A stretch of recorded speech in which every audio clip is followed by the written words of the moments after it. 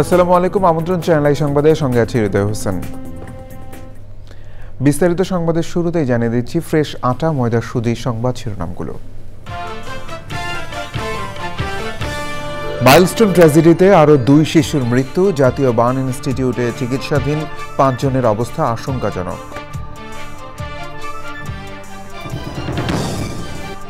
নির্বাচন পেছানোর ষড়যন্ত্র সফল হবে না বলছে বিএনপি। জাতীয় ঐক্যের কাছে সব নস্যাৎ হবে মন্তব্য।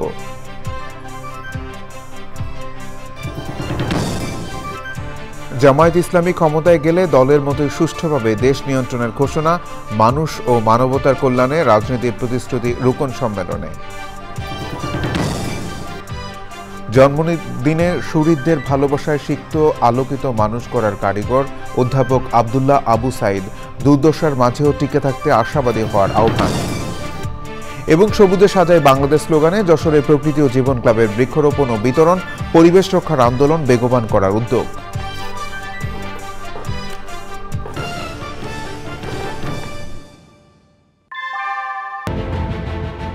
Primacy inbuilt. German technology, Bangladesh's first thermix rod, Salam Steel Thermax. সংবাদ শিরোনামগুলো জানাচ্ছিলাম। এখনকার সংবাদ আয়োজন একই সঙ্গে চ্যানেল আই ইউটিউব চ্যানেল এবং চ্যানেল আইয়ের ওটিটি প্ল্যাটফর্ম আই স্ক্রিনে লাইভ স্ট্রিম হচ্ছে। রাজধানীর উত্তরায় মাইলস্টোন স্কুল অ্যান্ড কলেজ ক্যাম্পাসে যুদ্ধবিমান বিধ্বস্তের ঘটনায় শুক্রবার বার্ন ও প্লাস্টিক সার্জারি ইনস্টিটিউটে চিকিৎসাধীন শিশু আইয়ান ও মাকিনের মৃত্যু হয়েছে। সুস্থতা বিবেচনায় জাতীয় বার্ন ও প্লাস্টিক সার্জারি ইনস্টিটিউটে চিকিৎসাধীন কোনো রোগীকে শনিবার থেকে রিলিজ দেওয়া শুরু হবে। কর্তৃপক্ষ জানিয়েছে 15 জন রোগী এই ধরনের সুস্থতার পর্যায়ে আছেন, তবে 5 জনের অবস্থা সংকটাপন্ন। মাসু শাকিলের রিপোর্ট। মাইলস্টোন ট্র্যাজেডিতে জাতীয় বার্ন ও প্লাস্টিক সার্জারি ইনস্টিটিউটে চিকিৎসাধীন দগ্ধ রোগীদের মধ্যে আরও এক শিশুর মৃত্যুতে বর্তমানে চিকিৎসাধীন রোগী 41 জন।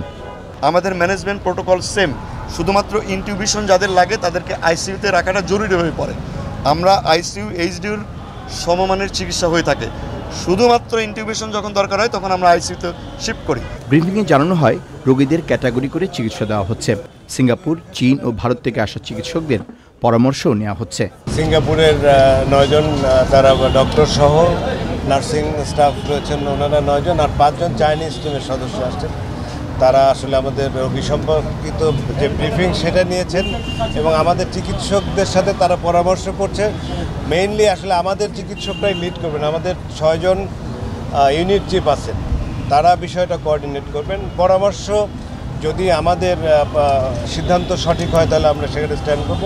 পরামর্শ তো যে কেউ দিতে পারে, বেটার কোনো পরামর্শ থাকলে সেটা অ্যাকোমোডেট করে আসলে ট্রিটমেন্ট প্রসিডিউরটা ওনারা ঠিক করবেন। আমরা চেষ্টা করছি সর্বতোভাবে বৈদেশিক পরামর্শ সহ কেউ যেন অন্তত বলতে না পারে বা ডিসস্যাটিসফাইড না হয় যে চিকিৎসা বিষয়ে।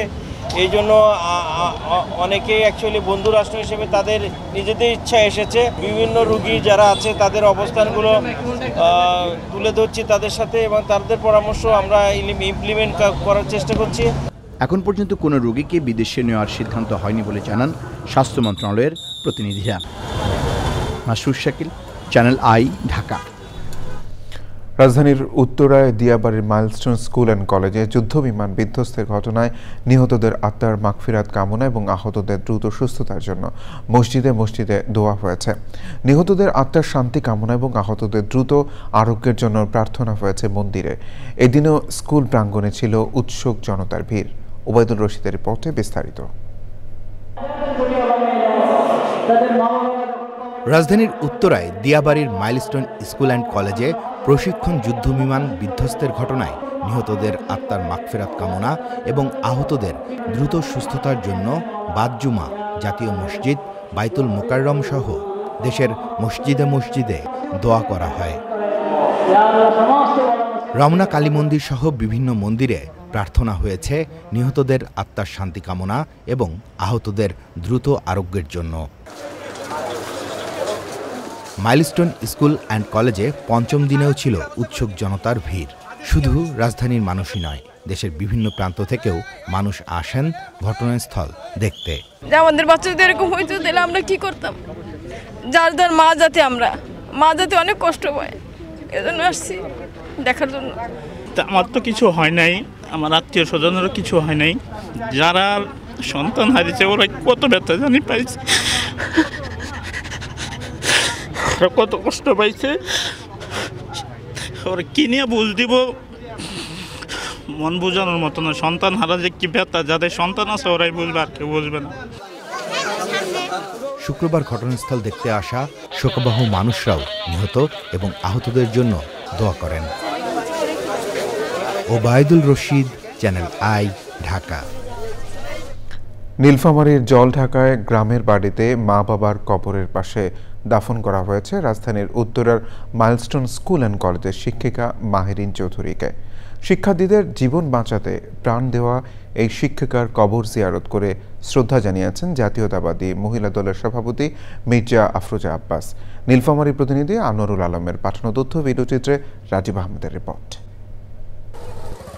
রাজধানীর মাইলস্টোন স্কুল অ্যান্ড কলেজে বাংলাদেশ বিমান বাহিনীর প্রশিক্ষণ বিমান বিধ্বস্ত হওয়ার ঘটনায় নিজের প্রাণের বিনিময়ে ২০ শিক্ষার্থীকে বাঁচিয়ে সবার মনে শ্রদ্ধার আসন লাভ করেছেন মেহরিন চৌধুরী। আমাদের আসলে সত্যি মূল চিন্তাটা এই মুহূর্তে হচ্ছে বাচ্চা দুইটার জন্য, কারণ সবাই আসলে অনেক কিছু বলতে পারে, ওদের মধ্যে কি যাচ্ছে এটা আসলে আমাদের কারোর পক্ষে বোঝাটাও খুব কঠিন। জন্ম মৃত্যু আমাদের সবারই হবে, কিন্তু কেউ তার কর্মের মাধ্যমে বেঁচে থাকবে। তো আমি মনে করি যে আমার সহধর্মিণী মাহেরিন চৌধুরী, তার হয়তো কর্মের মাধ্যমে সে পৃথিবী যতদিন থাকবে হয়তো বেঁচে থাকবে। শহীদ প্রেসিডেন্ট জিয়াউর রহমানের ভাতিজি ও বিএনপির ভারপ্রাপ্ত চেয়ারপারসন তারেক রহমানের চাচাতো বোন মেহরিন চৌধুরী আজ দেশের সব শিক্ষকের গর্বের প্রতীক। আমরা মাঝে মাঝে বাকরুদ্ধ হয়ে যাচ্ছি, ভাষা হারিয়ে ফেলছি, কিন্তু তারা যে হারিয়েছেন সেটা তো তাদের একদম নিজেদের ভিতরের ব্যাপার। তবে মাহেরিন চৌধুরী এতগুলো বাচ্চাকে বাঁচাতে গিয়ে তিনি আসলে প্রমাণ করেছেন যে তিনি মা, তিনি একজন শিক্ষক এবং তিনি একজন মা। মানবিকতা, সাহসিকতা ও দায়িত্বশীলতায় অনন্য দৃষ্টান্ত মেহরিন চৌধুরী বেঁচে থাকবেন মানুষের মনে, বলছেন তার প্রতি শ্রদ্ধা জানানো মানুষেরা। Rajib Ahmed, channel I. জামায়াত ইসলামীকে ৭১-এর কর্মকাণ্ডের জন্য ক্ষমা চেয়ে তারপর বিএনপির সমালোচনা করতে বলেছেন বিএনপি নেতারা। অন্তর্বর্তী সরকারের কর্মকাণ্ড নিয়েও সন্দেহ প্রকাশ করেছেন তারা।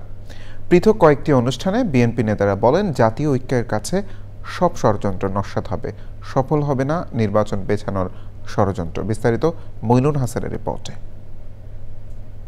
মাইলস্টোন ট্র্যাজেডিতে নিহত তৃতীয় শ্রেণীর শিক্ষার্থী নুসরাত জাহান আনিকার পরিবারের সঙ্গে সাক্ষাৎ করেন বিএনপির স্থায়ী কমিটির সদস্য গয়েশ্বর চন্দ্র রায়।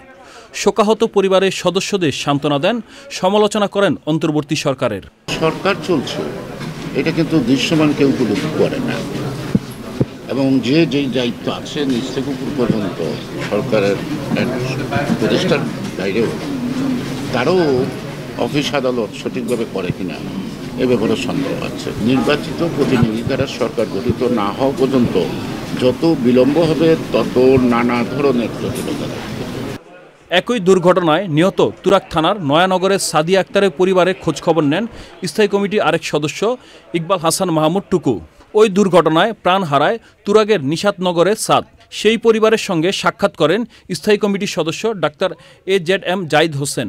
সাংবাদিকদের প্রশ্নে রাজনৈতিক ইস্যু নিয়ে কথা বলেন এই দুই নেতা।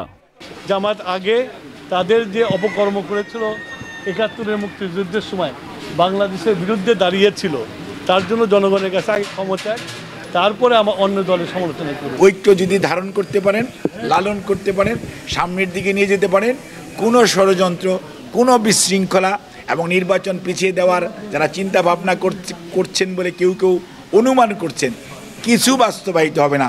মাইলস্টোন ট্র্যাজেডিতে প্রাণ হারানো একই পরিবারের দুই শিশু নাজিয়া ও নাফির পরিবারের সঙ্গে সাক্ষাৎ করেন বিএনপির সিনিয়র যুগ্ম মহাসচিব রুহুল কবির রিজভী। খবরগুলো যাতে আরও মজবুত আকারে এটা সংরক্ষণ করা যায় সেই। ঢাকা সেনানিবাসে মাইলস্টোনে বিমান দুর্ঘটনায় নিহত ফ্লাইট লেফটেন্যান্ট তকির ইসলাম সাগরের পরিবারের সদস্যের সমবেদনা জানাতে সৌজন্য সাক্ষাৎ করেন বিএনপির মহাসচিব মির্জা ফখরুল ইসলাম আলমগীর। Monirul Hasan, channel I, Dhaka. জামায়াত ইসলামের আমির ডাক্তার শফিকুর রহমান বলেছেন, আগামী নির্বাচনে ক্ষমতায় গেলে তারা দলের মতোই সুষ্ঠুভাবে দেশও নিয়ন্ত্রণ করবেন। রাজধানীতে বিশেষ রুকন সম্মেলনে তিনি বলেন, জামায়াতের রাজনীতি হবে মানুষ ও মানবতার কল্যাণে। তাফিমুল ইসলামের রিপোর্ট। আগামী নির্বাচনকে সামনে রেখে দলের নেতাকর্মীদের বার্তা দিতে ঢাকা মহানগর দক্ষিণ জামায়াতে ইসলামীর আয়োজনে বিশেষ রুকুন সম্মেলন। রুকুন সম্মেলনে দলীয় নেতাকর্মীদের আগামী নির্বাচনের জন্য সবটুকু দিয়ে তৈরি থাকার নির্দেশ দিয়েছেন জামায়াতে ইসলামীর আমির। এই দেশের মানুষকে আমরা ভালোবাসি, এদেশের মাটিকে আমরা ভালোবাসি, এই জন্যে অনুকূল প্রতিকূল সকল অবস্থায় আলহামদুলিল্লাহ আমরা এই দেশেই আছি। আমাদের তো একটি বেগম পাড়াও নাই, পিসি পাড়াও আমাদের নাই, যাবো কোথায়? কারো আছে বেগম পাড়া, কারো আছে পিসি পাড়া, আমাদের নাই তো ওটা, এবং আমাদের এটা প্রয়োজনও নাই। আলহামদুলিল্লাহ আল্লাহ যে জায়গায় মায়া করে মহব্বত করে পয়দা করেছেন, এই জায়গাতেই যেন আল্লাহ বেশি করে বরকত দিয়ে দেন। জামায়াতের রাজনীতি হবে মানুষ ও মানবতার কল্যাণে, এমন মন্তব্য করে জামায়াতের আমির বলেন, অন্য ধর্মের মানুষেরা দলে দলে জামাতে যুক্ত হচ্ছে। আমাদের সমস্ত রাজনীতি হবে মানুষের জন্য, মানবতার জন্য। এই কাজে গেলে যে যার সমালোচনা যেভাবে করে করতে থাকুক, আমার কিচ্ছু আসে যায়, আমরা চলতেই থাকবো ইনশাআল্লাহ। কেউ আমাদের চলার গতি থামাতে পারবে না। জামায়াতের ইসলামীর আমির বলেছেন, গত 16 বছর যেভাবে হত্যা, হামলা, মামলা হয়েছে, আগামীতে তেমন আর দেখতে চান না। তাফহিমুল ইসলাম, চ্যানেল আই, ঢাকা। সিলেটে জাতীয় নাগরিক পার্টি নেতারা বলেছেন, নতুন সংবিধান রচনা, বিচার ব্যবস্থা সংস্কার ও নির্বাচনী ব্যবস্থায় আমূল পরিবর্তনের লক্ষ্যেই তারা জুলাই সনদ ঘোষণা করবেন। 3 আগস্ট ঢাকায় ঘোষণা করা হবে জুলাই সনদ ও জুলাই ঘোষণাপত্র। সন্ধ্যায় সিলেটের চৌখাট্টায় কেন্দ্রীয় শহীদ মিনার প্রাঙ্গণে পথসভায় দলের আহ্বায়ক নাহিদ ইসলাম বলেন, সিলেট যুগ যুগ ধরে অবহেলিত। এই এলাকায় খনিজ সম্পদ থাকা সত্ত্বেও এখানকার উন্নয়ন হয়নি। পথসভায় আরও ছিলেন এনসিপির মুখ্য সমন্বয়ক নাসির উদ্দিন পাটোয়ারি, দক্ষিণাঞ্চলের মুখ্য সংগঠক হাসনাত আবদুল্লাহ, উত্তরাঞ্চলের মুখ্য সংগঠক সার্জিস আলম, যুগ্ম আহ্বায়ক অনিক রায় ও এহতেশামুল হক, যুগ্ম সদস্য সচিব তসনিম জারা সহ অন্যরা। জুলাই গণঅভ্যুত্থানে এই সিলেটের স্কুল, কলেজ, বিশ্ববিদ্যালয়, মাদ্রাসার ছাত্ররা যেভাবে লড়াই করেছিল, বাংলাদেশকে তা অনুপ্রাণিত করেছিল। আমাদের সিলেটের যারা লন্ডনের প্রবাসী ভাইরা রয়েছিল, আমাদের প্রবাসী বোনেরা রয়েছিল, এই গণঅভ্যুত্থানে তারা আমাদের প্রবাস থেকে সহায়তা করেছিল, আমাদেরকে সাপোর্ট দিয়েছিল। আমরা তাদেরকে ভুলি নাই। আমরা আজকের সমাবেশ থেকে তাদের এই জুলাই গণঅভ্যুত্থানে সিলেটবাসীর সংগ্রামের প্রতি কৃতজ্ঞতা জ্ঞাপন করছি। স্থানীয় নির্বাচন নির্দলীয় প্রতীকে করলে প্রতিদ্বন্দ্বিতা বাড়বে এবং সংঘাত কমবে বলে মনে করেন বিশ্লেষকদের কেউ কেউ। চ্যানেল আইকে তারা বলেছেন, প্রতীকের চেয়ে ব্যক্তির ভাবমূর্তি প্রাধান্য পেলে যোগ্য প্রার্থী নির্বাচনেও সহায়ক হবে। তবে তারা মনে করেন, আগে স্থানীয় নির্বাচন করতে গেলে আইনশৃঙ্খলা পরিস্থিতির অবনতি ঘটবে, যার প্রভাব জাতীয় নির্বাচনেও পড়বে। নাজিব বেকার রিপোর্ট। 2015 সালে স্থানীয় সরকার নির্বাচন দলীয় প্রতীকে করার সিদ্ধান্ত নেয় আওয়ামী লীগ সরকার।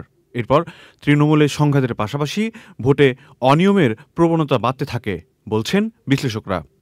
আইন ও সালিশ কেন্দ্রের তথ্য মতে 2016 সালে শুধু ইউপি নির্বাচনের সংঘর্ষে মারা যায় 147 জন, আহত হয় 9387 জন। 2021 ও 22 সালের ইউপি নির্বাচনেও মৃত্যু 100 ছড়ায়। 2017 ও 18 সালের বিভিন্ন স্থানীয় নির্বাচনে নিহতের সংখ্যা 117 জন। স্থানীয় সরকার সংস্কার কমিশনের সুপারিশের পর স্থানীয় নির্বাচন দলীয় প্রতীকে না করার সিদ্ধান্ত নিয়েছে সরকার। যতই কেন্দ্রীয় নির্বাচনগুলো বা সংসদ নির্বাচনগুলো যত খারাপই হতো না কেন, স্থানীয় নির্বাচনগুলোতে কিন্তু এক ধরনের প্রতিদ্বন্দ্বিতা ছিল।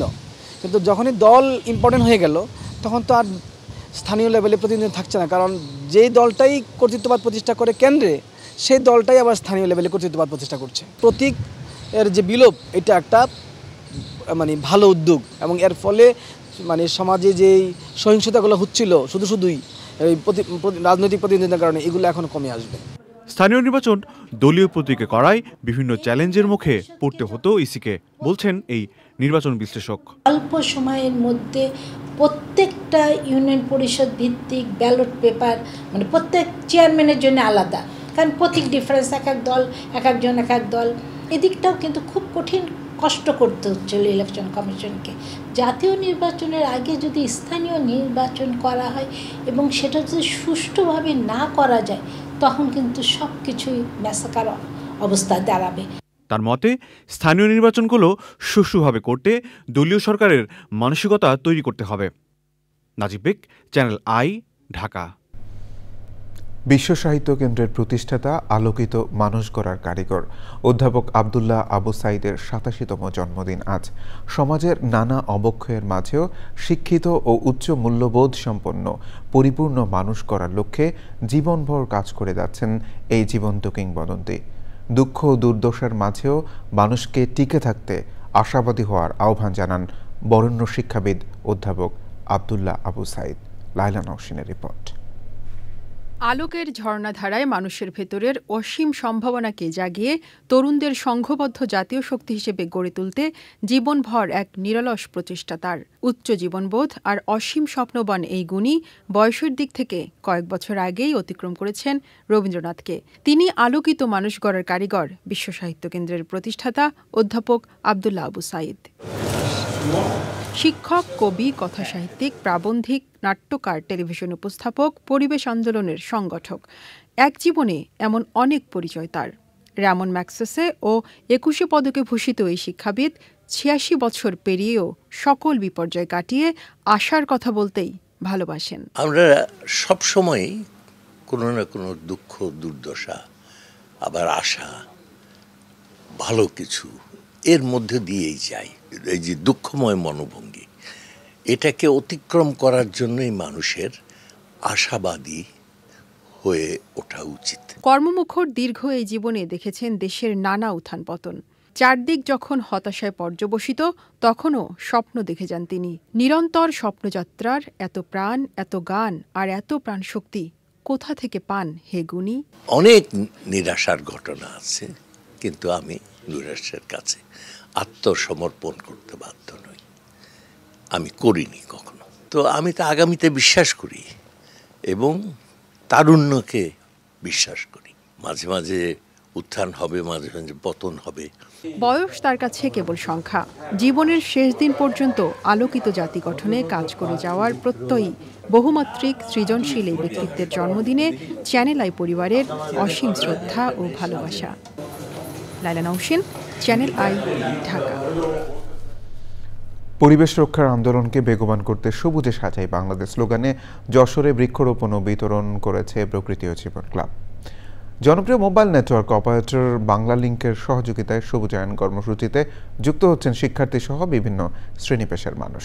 টেকসই অগ্রযাত্রা নিশ্চিতে বৃক্ষরোপণ পরবর্তী পরিচর্যায় গুরুত্ব আরোপ করেন বিশিষ্টজনেরা। আকরামুজ্জামানের তথ্য ভিডিওচিত্রে আফরোজা হাসির রিপোর্ট।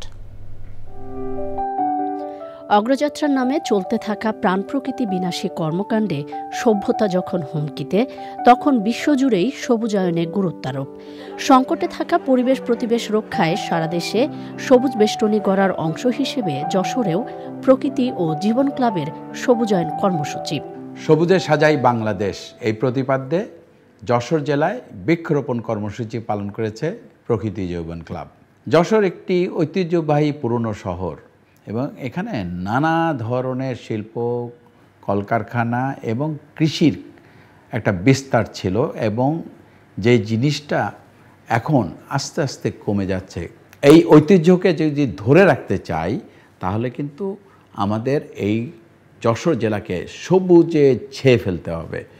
যত বেশি এখানে বৃক্ষরোপণ করব, তত কিন্তু এই মাটি শীতল থাকবে, এই এলাকা অনেক বেশি শীতল হবে। সুতরাং আমরা আসুন সবাই হাতে হাত মিলিয়ে এই সারা বাংলাদেশে বৃক্ষরোপণের কর্মসূচিকে এগিয়ে নিয়ে যাই এই বর্ষায়, এবং বাংলাদেশটাকে সবুজে ছেয়ে ফেলি। পরিবেশ সুরক্ষায় তরুণ প্রজন্মকে যুক্ত করতে বাংলালিংকের সহযোগিতায় শহরের মুসলিম একাডেমি মাধ্যমিক বিদ্যালয়ে বিতরণ করা হয় ফলদ, বনজ ও ওষুধি গাছের চারা। আমাদের পরিবেশকে বাঁচাতে হলে সবাইকে অনেক অনেক বেশি গাছ লাগাইতে হবে। এর মাধ্যমে আমরা প্রকৃতিকে আবারও সবুজ করার সুযোগ পেয়ে যাব। এই গাছ আমাদের জীবন বাঁচায়। গাছ না লাগাই তাহলে আমাদের পরিবেশে কার্বন ডাই অক্সাইডের পরিমাণ বেড়ে যাবে। আমরা যদি আবারও নতুন করে গাছ লাগাতে পারি, তাহলে আমাদের দেশকে আবারও সবুজে ভরিয়ে দিতে পারব। ইনশাআল্লাহ অল্প দিনেই আমরা সবুজে বাংলাদেশ কে সাজিয়ে ফেলতে পারবো। বাস্তুতন্ত্র পুনরুদ্ধারে প্রকৃতি ও জীবন ক্লাবের এমন উদ্যোগ ইতিবাচক ভূমিকা রাখবে আশাবাদ বিশিষ্টজনদের। এদেরকে ধন্যবাদ জানার ভাষা আমার জানা নাই প্রকৃতি ও জীবন ক্লাবকে। এমন একটি মহৎ উদ্যোগ নেওয়া। আমরা সাধারণত মনে করি যে বর্ষাকাল আসলে গাছ লাগাতে হবে, কিন্তু সারা বছর আমাদেরকে গাছ লাগাতে হবে। এইটা যদি আমরা ছড়িয়ে দিতে পারি, শিক্ষার্থীরা আছেন তারা উৎসাহিত হবেন, তারা জানবেন এই বিষয়গুলো। নিরাপদ দেশ গড়তে কর্মসূচি অব্যাহত রাখবে আয়োজকরা। বাংলা লিংকের বৃক্ষরোপণ অভিযান সবুজে সাজাই বাংলাদেশ। আজকে আমরা গাছ লাগাচ্ছি, যেটা আসলে ভবিষ্যতের জন্য আশার আলো হয়ে থাকছে। ভবিষ্যৎ প্রজন্ম যাতে সুন্দরভাবে বাঁচতে পারে, এই কারণে আমাদের প্রকৃতিকে বাঁচিয়ে রাখতে হবে। বাসযোগ্য ধরিত্রী বিনির্মাণে প্রকৃতি বান্ধব উন্নয়ন ও জীবনাচার নিশ্চিতের তাগিদ পরিবেশবাদীদের। আফরোজা হাসি, চ্যানেল আই। সুন্দরবন ও বাংলার বাঘ রক্ষায় সচেতনতা বৃদ্ধিতে শনিবার ভোরে রাজধানীর হাতিরঝিলে শুরু হচ্ছে প্যান্টোনেক্স টাইগার রান 2025 শীর্ষক মিনি ম্যারাথন। হাতিরঝিলের এমপি থিয়েটারে চলছে শেষ মুহূর্তের প্রস্তুতি। রেজিস্ট্রেশনকারীদের মাঝে বিতরণ করা হচ্ছে সংশ্লিষ্ট সরঞ্জাম। ভোর 4টা পর্যন্ত সেখান থেকে সংগ্রহ করা যাবে প্রয়োজনীয় সরঞ্জাম। প্রাপ্তবয়স্ক ও শিশুদের জন্য ম্যারাথনে থাকছে ভিন্ন সেগমেন্ট। বিজয়ী ও রানার্স আপদের বিশেষ পুরস্কারের পাশাপাশি থাকছে আকর্ষণীয় র্যাফেল ড্র। বাস্তুতন্ত্র রক্ষায় বাঘের পাশাপাশি সকল প্রাণ প্রকৃতি রক্ষায় সচেতনতার বার্তা দেশের গণ্ডি পেরিয়ে সারা বিশ্বে ছড়িয়ে দেওয়ার আহ্বান জানিয়েছেন আয়োজকরা।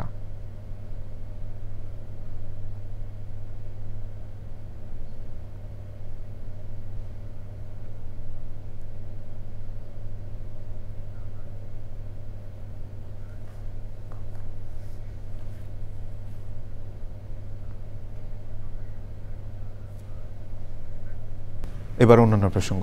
মানব শরীরের বাইরে একটি পরীক্ষাগারে ডিম্বাণু ও শুক্রাণু নিষিক্ত করে সেই নিষিক্ত ডিম্বাণু বা ভ্রূণ নারীর গর্ভাশয়ে প্রতিস্থাপনের মাধ্যমে সন্তান জন্মদানের পদ্ধতিকে বলা হয় IVF।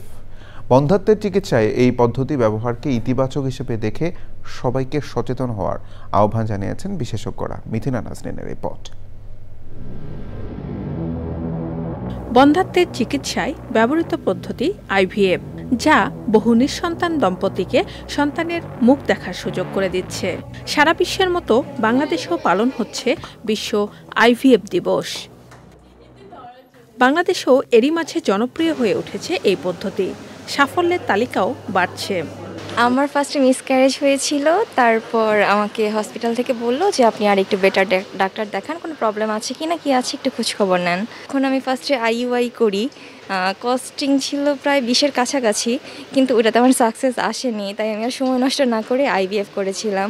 হাজব্যান্ড ওয়াইফ দুইজনের যে কোনো একজনের প্রবলেম থাকতে পারে, তো জিনিসটাতে আমি রেকমেন্ড করব যে মানে জিনিসটাকে সংকোচের দিক দিয়ে না দেখে মানে ইন্ডিভিজুয়ালি টেস্ট করা উচিত। চিকিৎসকরা বলছেন, সন্তান ধারণের ক্ষেত্রে যে কোনো জটিলতা থাকলে তা নিয়ে অপেক্ষা না করে দ্রুত বিশেষজ্ঞের পরামর্শ নিয়ে সেই অনুযায়ী ব্যবস্থা নিতে হবে। আমাদের বাংলাদেশে কিন্তু অনেকগুলো সেন্টার ডেভেলপ করেছে, সুতরাং ইনফার্টিলিটি চিকিৎসার জন্য কিংবা IVF চিকিৎসা, যেটা উন্নত মানের চিকিৎসার জন্য, তো এখন হচ্ছে কি দেশে বাইরে যাওয়ার কোনো প্রয়োজন নেই। 3-3.5 লাখ টাকার মধ্যে আমাদের IVF প্যাকেজটা হয়ে যায়। তো অনেকে দেখা যাচ্ছে যাদের বেশি ইনজেকশন লাগছে তাদের ক্ষেত্রে 4 লাখ টাকার মতো লাগতে পারে। সর্বোপরি IVF পদ্ধতিতে কুসংস্কার থেকে বেরিয়ে সবাইকে সচেতন হওয়ার আহ্বান জানিয়েছেন বিশেষজ্ঞরা। Mithila Naznin, channel I, Dhaka. সংবাদের এই পর্যায়ে বিরতি নিচ্ছি, আর বিরতির পর জানিয়ে ফিরছি। থাইল্যান্ড কম্বোডিয়া সংঘাতে নিহতের সংখ্যা বেড়ে 16। সীমান্ত এলাকা ছেড়ে নিরাপদ আশ্রয়ে দুদেশের প্রায় 1.25 লাখ মানুষ।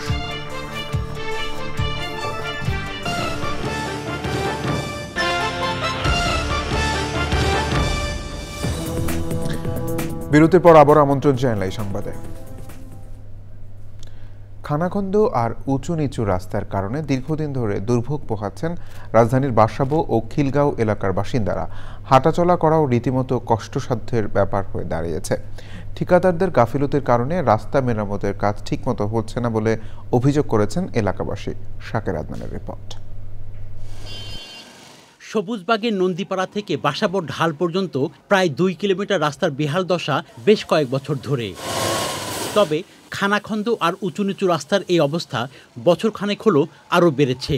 গত রোজার ঈদের আগে সিটি কর্পোরেশন রাস্তা মেরামতের উদ্যোগ নেয়, তবে কাজ শুরুর পর আবার তা থেমে যাওয়ায় ভোগান্তিতে পড়েছেন এলাকাবাসী। তো মোটামুটি 8-10 বছর ধরে এমনই, এই রাস্তা কোনো সময় ঠিক হয় নাই। তো প্রত্যেকটা সময় আমাদেরকে অনেক প্রবলেম ফেস করতে হয়, অনেক ঝাঁকি খেতে হয়। আমি একদিন পড়েও যেতে লেগেছিলাম। আমাদের খুবই কষ্ট হচ্ছে রাস্তা থেকে চলাচল করতে।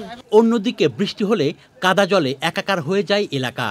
একটু বৃষ্টি হলে রিক্সা ভাড়া যেখানে 50 টাকা সেখানে 100 টাকা 120 টাকা করেও যায়। জ্যাম লেগে থাকতেছে, একটা রুগী নিয়ে যাওয়া যায় না হাসপাতালে, অনেক সময় দেখা যাচ্ছে গাড়ি উল্টিয়ে পড়ে যাইতেছে এখানে। তবে সম্প্রতি এই রাস্তা মেরামতের কাজ আবার শুরু হয়েছে। ম্যানুয়ালের কাজটাই চলতেছে আর পাইপ বসানোর কাজটাই চলতেছে। মাঝে দিয়ে বন্ধ ছিল অনেকদিন, এখন আবার ধরছে কাজ। পাশের খিলগাঁও তিলপাপাড়ার শান্তিপুর থেকে দক্ষিণ গোরান ছাপড়া মসজিদ পর্যন্ত সড়কেরও বেহাল দশা।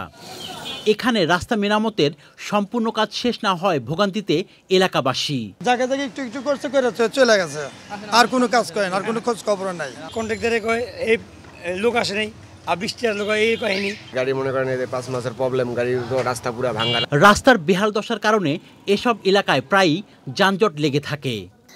রাস্তা মেরামত বা সংস্কার যে কাজ চলে এটা কিন্তু খুব একটা স্বাভাবিক প্রক্রিয়া, তবে এই স্বাভাবিক প্রক্রিয়া যখন ধীর গতির হয় এবং তখনই কিন্তু জনদুর্ভোগের তৈরি হয়। এই যে রাস্তাটি দেখছেন দীর্ঘদিন যাবৎ কিন্তু এই অবস্থা রয়েছে, কাদা জল, একদিকে বৃষ্টি হলে তো সে সঙ্গে কথাই নেই। এলাকাবাসী বলছেন খুব দ্রুত যাতে এই রাস্তার যে কাজ চলছিল সেটি যাতে সম্পূর্ণ করা হয়। রাজধানীর খিলগাঁওয়ের দক্ষিণ গোরান এলাকা থেকে শাকের আদনান, চ্যানেল আই, ঢাকা। সড়ক দুর্ঘটনায় দুপা হারিয়ে কষ্টের সাগরে ভাসছেন ঠাকুরগাঁও বেতারের শিল্পী মনিবুন ফেরদৌস মনি। স্বজনরা বলছেন কৃত্রিম পা আর একটি স্থায়ী কর্মসংস্থানই হতে পারে তার বেঁচে থাকার অবলম্বন। মেরিনা লাভলির রিপোর্ট। আমি নিজের দিকে তাকাতে পারি না।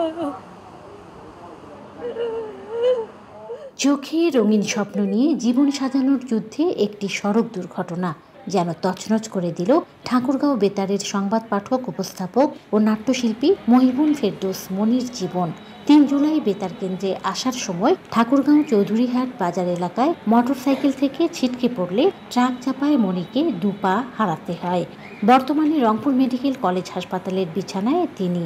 আমাকে যদি ওখানে একটা কাজের সুব্যবস্থা করে দেওয়া হয় তাহলে কিছুটা হলেও স্বস্তি পাবো আমি। অবিবাহিত বেতার শিল্পী মনির জীবন এখন কেবলই বিভীষিকাময়।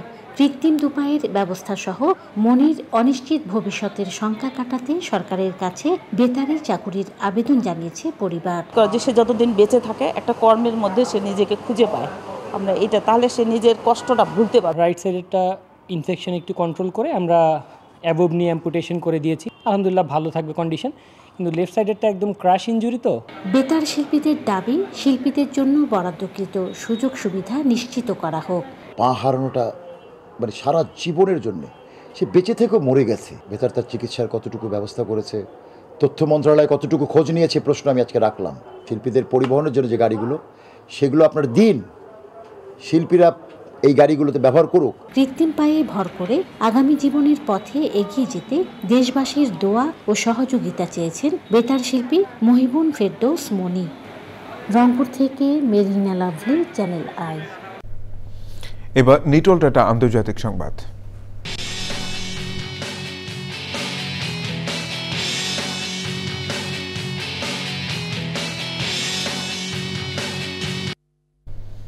থাইল্যান্ড ও কম্বোডিয়ার সংঘাতে থাইল্যান্ড কর্তৃপক্ষ কম্বোডিয়ার সীমান্তবর্তী 8টি জেলায় সামরিক আইন জারি করেছে। 2 দেশে নিহতের সংখ্যা বেড়ে দাঁড়িয়েছে 16 জনে, তাদের মধ্যে 15 জনই থাইল্যান্ডের নাগরিক। সংঘাতের কারণে প্রায় 1,20,000 বেসামরিক মানুষ নিরাপদ আশ্রয়ে সরে গেছে। কম্বোডিয়ার প্রতিরক্ষা মন্ত্রণালয় দাবি করেছে থাইল্যান্ড প্রথম হামলা চালিয়েছিল, পরে কম্বোডিয়ার সেনারা আত্মরক্ষায় পাল্টা জবাব দেয়। থাইল্যান্ডের সেনাবাহিনী জানায় সীমান্ত এলাকায় কম্বোডীয় বাহিনীর বিরুদ্ধে লড়াইয়ে তারা F-16 যুদ্ধবিমান মোতায়েন করেছে। আইস্ক্রিন সাংস্কৃতিক সংবাদ।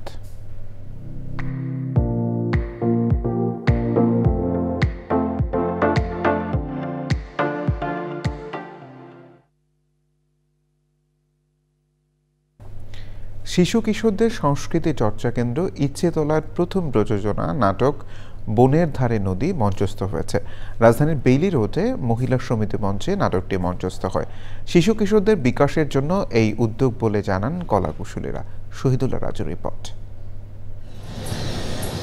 সবার বাসযোগ্য ও সমতাভিত্তিক একটি পৃথিবী স্বপ্ন, এমন উপজীব্য নিয়ে শিশু কিশোরদের দুর্দান্ত অভিনয়ে মঞ্চস্থ হয় নাটক বনের ধারে নদী।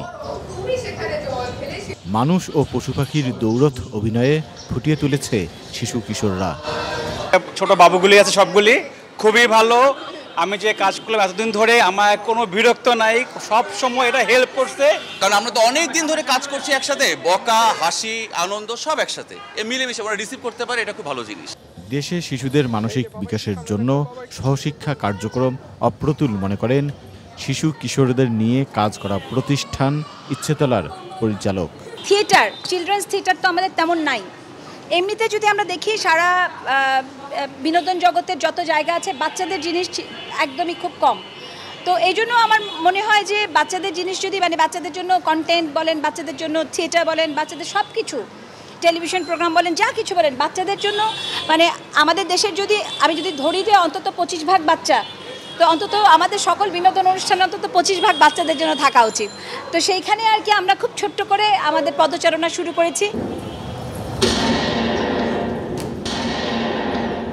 শিশু কিশোরদের নিয়ে নিয়মিত সাংস্কৃতিক কার্যক্রম চালিয়ে যাওয়ার কথা জানান ইচ্ছেতলার নির্বাহীরা।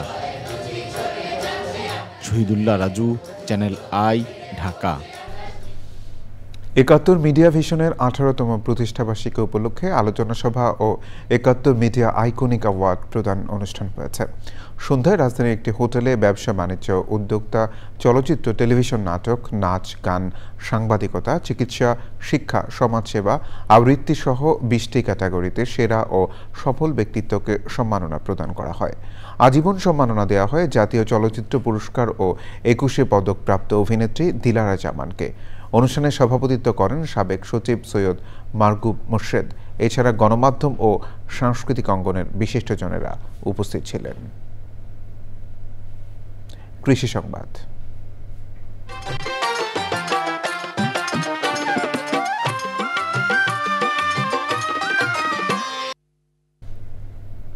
চাঁপাইনবাবগঞ্জের প্রত্যন্ত অঞ্চল ভোলাহাট উপজেলায় আম ও রেশমের পাশাপাশি প্রচুর পরিমাণে সবজির আবাদ হচ্ছে। বর্তমানে মালচিং পদ্ধতিতে সবজি চাষ করে বেশি লাভবান হচ্ছেন কৃষক। চাঁপাইনবাবগঞ্জ থেকে আশরাফুল ইসলাম রঞ্জুর তথ্য ও ভিডিও চিত্রে আল মুকসিদের রিপোর্ট। মালচিং পদ্ধতিতে প্রথমে খরচ বেশি হলেও একই জমিতে একাধিক সবজি আবাদ করা যায়।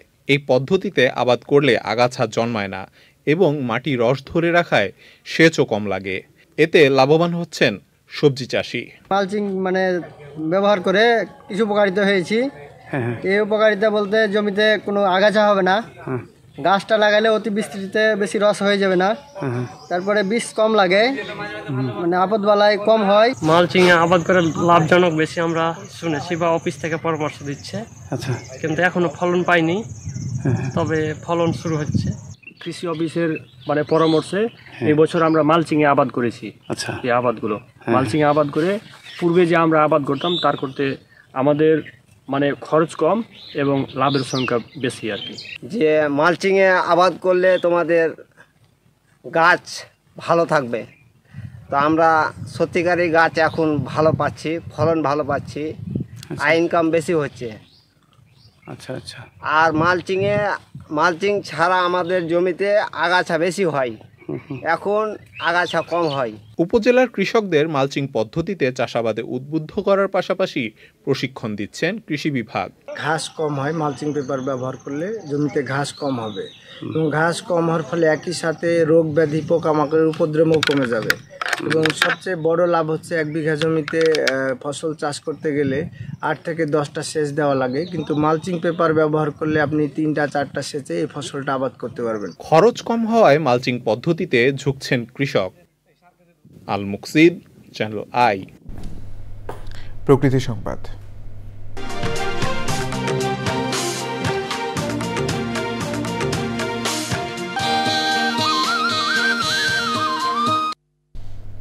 কক্সবাজারে চলছে সপ্তাহব্যাপী বৃক্ষ মেলা। মেলা রয়েছে দেশি বিদেশি বিচিত্র বৃক্ষের সমাহার।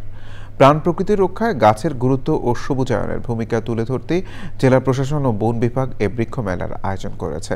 কক্সবাজার থেকে সরোর রাজম মানিকের রিপোর্ট। নানা রঙের ফুলে প্রজাপতির আহ্বান আর গাছে গাছে ঝুলছে বাহারি ফল। শহরের পাবলিক লাইব্রেরির শহীদ দৌলত ময়দানে বৃক্ষমেলায় ফুল ফলের হাজারো বৃক্ষের সমাহার। প্রকৃতির পরশ খুঁজতে মেলা প্রাঙ্গণে ভিড় করছেন নতুন প্রজন্মসহ প্রকৃতি প্রেমীরা। দেখবো, ভালো লাগলে নেব। গাছ নিয়ে গিয়ে বাসায় লাগাবো, বিদ্যালয়ের মধ্যে লাগাবো। ইনডোরের চারা একটু বেশি রয়েছে, ফলজও আছে মোটামুটি। কামরাঙ্গা আছে, মালটা আছে, ব্যারিকেড মালটা আছে, আমাদের ঝাউ গাছ আছে, আমাদের বিভিন্ন ধরনের ফুল গাছ আছে, ফল গাছ আছে। পরিবেশগত সংকট মোকাবেলায় সবুজায়নকে ত্বরান্বিত করতেই মেলার আয়োজন। বৃষ্টিপাত বেশি থেকে এই সময় গাছের চারাও বেশি বিক্রি হয় এবং স্থানীয় জনগণ গাছের চারা রোপণ করলে সেটা টিকে যাবে বা বেঁচে যাবে। আরও জনগণ উৎসাহিত হবে চারা লাগানোর জন্য এবং এভাবে আমাদের এই জৈব বৈচিত্র্য রক্ষা পাবে। পরিবেশ সংকটের মুখে এই 13টা অঞ্চলের মধ্যে কক্সবাজারেই রয়েছে 3টা। শুধু এই অর্থ বছরেই আমরা কক্সবাজারে 2070 একর বনায়ন করেছি, সবুজ বেষ্টনী তৈরি করেছি, সুফল প্রজেক্ট আছে আমাদের, আমরা সকলকে নিয়ে বাগান সৃজন করছি। এই ধরনের আয়োজন পরিবেশ সচেতনতার আন্দোলনকে আরও বেগবান করবে বলছেন পরিবেশবাদীরা। কক্সবাজার থেকে সরোয়ার আজম মানিক, চ্যানেল আই। এবার ঢাকা ব্যাংক পিএলসি বাণিজ্য সংবাদ।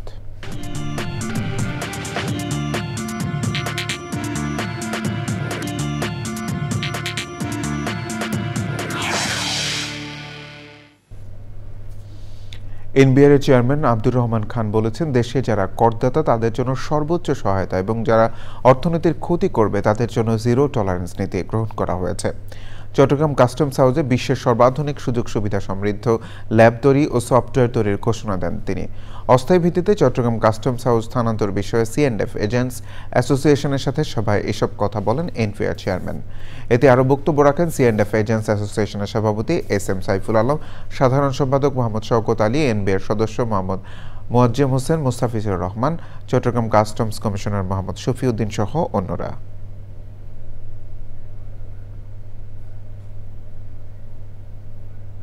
কোনো সরকারি সংস্থা অফার করেছে, ওনারা 60% প্রাইসে এটা নিতে চায়। বাংলাদেশ মানে আছে কয়েকটা সংস্থা করেছে, আমাদের ওনাদেরকে দিতে পারি। এর বাইরে আমাদের চিন্তা আছে, আমরা এটা আমাদের নীতি নির্ধারণের মহলে আলোচনা করব। আমরা জলের দরে এগুলো বিক্রি করতে চাই না। এগুলো এক একটা গাড়ি 8-9 কোটি টাকার দামের গাড়ি। কাস্টম হাউসের প্রিমিসেসে ওয়ার্ল্ডের সর্বাধুনিক সুযোগ সুবিধা নিজস্ব ল্যাব তৈরি করছি। এই যে প্রজেক্ট যেটা হবে এখানে, এটা যদি হয়ে যায় তাহলে আমরা অন্য কোথাও যাওয়া লাগবে না। সংবাদের এই পর্যায়ে আবারও বিরতি নিচ্ছে। বিরতির পর জানিয়ে ফিরছি। ফেনীর পরশুরামে বিএসএফ এর গুলিতে বাংলাদেশি যুবক নিহত, আহত আরেকজন হাসপাতালে চিকিৎসাধীন।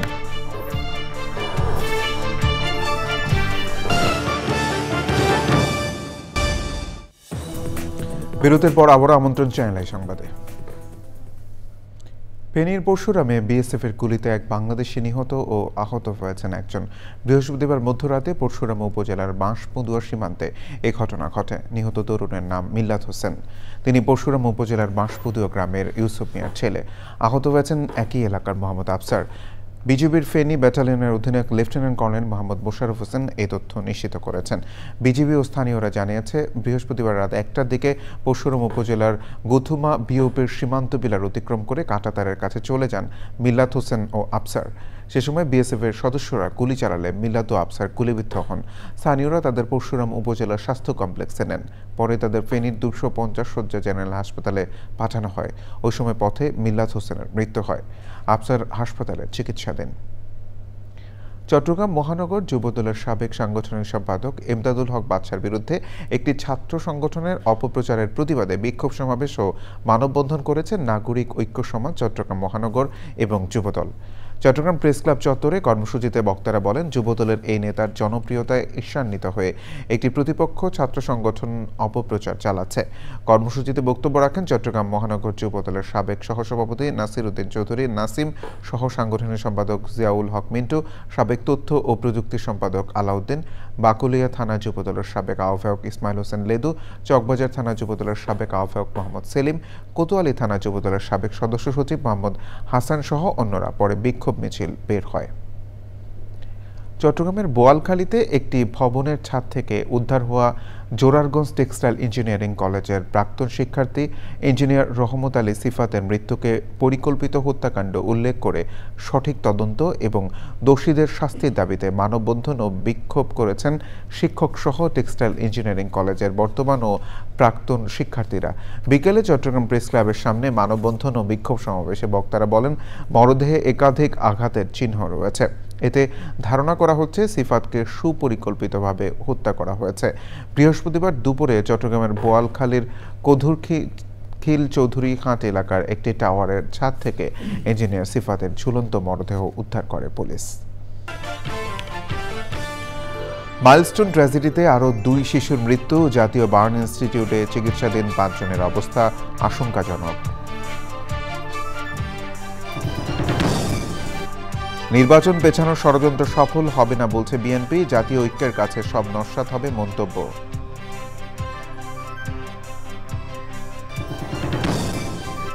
জামায়াত ইসলামী ক্ষমতায় গেলে দলের মতোই সুষ্ঠুভাবে দেশ নিয়ন্ত্রণের ঘোষণা।